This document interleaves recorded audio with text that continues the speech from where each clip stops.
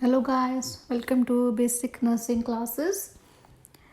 Today we are moving on with our topics DKA and HHNKA. In the previous videos we discussed about the types of diabetes and their risk factors, complications and difference between type 1, type 2 and the difference between DKA and HHNKA. And in today's video we are going to discuss the management of DKA and HHNKA, which are important from exam point of view, especially NCLEX. Okay, so let's move on with that. Firstly, if we talk about DKA, because in DKA there is number one increased blood sugar, plus there is dehydration, severe dehydration, and plus there is acidosis. So we have to correct all these. Okay, so because of increased blood sugar levels we have to give insulin. Okay, and insulin it has to be given IV. Okay, because subcutaneous route will not be effective, so IV insulin we have to start according to the prescription. And because of dehydration, severe dehydration, we have to hydrate the patient. Fast IV fluids we have to give at the rate 200 ml per hour. Okay, so the IV fluids which are mainly preferred, these are normosaline or D5. Okay, we cannot give D10 or D50 or D25 because they will increase the blood sugar levels. Okay, so the choices are isotonic solutions which are NS or D5. Okay, and these are the best choices. We can give hypotonic also, but the best choice is isotonic solutions which is NS and D5. But in HHNKA there is too much high blood sugar and which can lead to major dehydration. Okay, so the very first nurse has to hydrate the patient. Okay, and preferably isotonic solutions, that is normal saline and D5. Okay, and secondly, after hydrating the patient we can give insulin.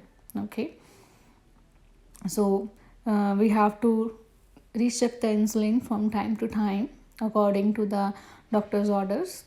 Okay, so the main thing over here is hydration, because patient is very severely hydrated. In some cases the blood sugars can be even non-measurable. It can be up to 4 digits also. Okay, in thousands.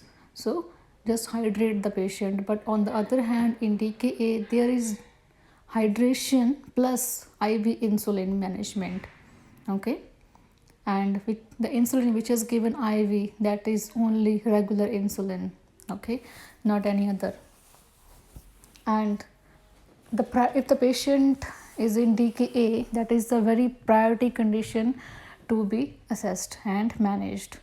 But high mortality rate are in HHNKE, but the priority condition is DKA.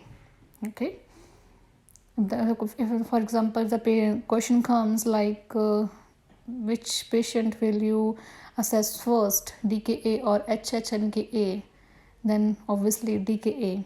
Okay, but high mortality rate are in HHNKA. Okay, and the long-term complications of both DKA and HHNKA, that is poor tissue perfusion and peripheral neuropathy because of the damage to major organs, vital organs, which are brain, kidneys, heart. Okay, and there can, because of the damage to the heart, it can lead to myocardial infarction also.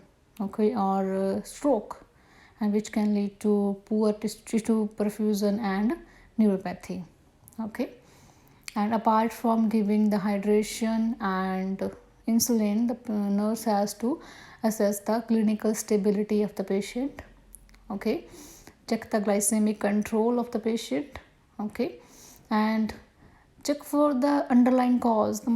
Sometimes the patient is in starvation, for example some religious causes like fasting, Ramadan fasting, and in these conditions, if the patient is already on insulin age and he is fasting, he can be in DKA. Okay, and in DKA and HHNKA, if the patient is on insulin, the recommended target blood sugar level that we have to achieve, that is 140 to 180 milligram or 7.8 to 10 millimole. Okay, we have to slowly get down the insulin levels, the blood sugar levels. We cannot do it very fast, and it has not to be less than 140, because less than 140 can be majorly hypoglycemic.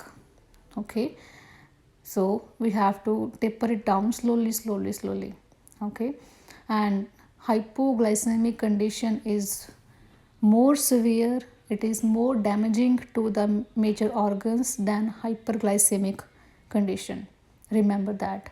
Okay, and apart from DKA and HHNKA, there is one more condition in which there can be hyperglycemia, and that condition is stress induced hyperglycemic condition. And in these conditions, there is hyperglycemia, but there is no history of diabetes mellitus, no history of type 1 or no history of type 2 diabetes mellitus. And this condition, it is normally seen in the patients who are hospitalized and who are critically ill. For example, they are undergoing any surgery, or they are suffering from any acute infection or a recent infection. There can be some trauma to the patient, or there can be some acute illness to the patient, and in these conditions there can be hyperglycemic conditions in the body, and the blood sugar levels, these are normally more than 140 milligram, and this is a temporary phase of diabetes. Okay, and but in future, with age, it can lead to diabetes type 2 mellitus. Okay, and this condition sometimes it occurs in hospitalized patients. Okay, and in the next video we are going to talk about the types of insulin. Okay, their onset, their peak and duration, and which insulin we can give IV, and which insulin is short acting, which insulin is long acting, and all those factors. So till then, good luck for exam. Thank you.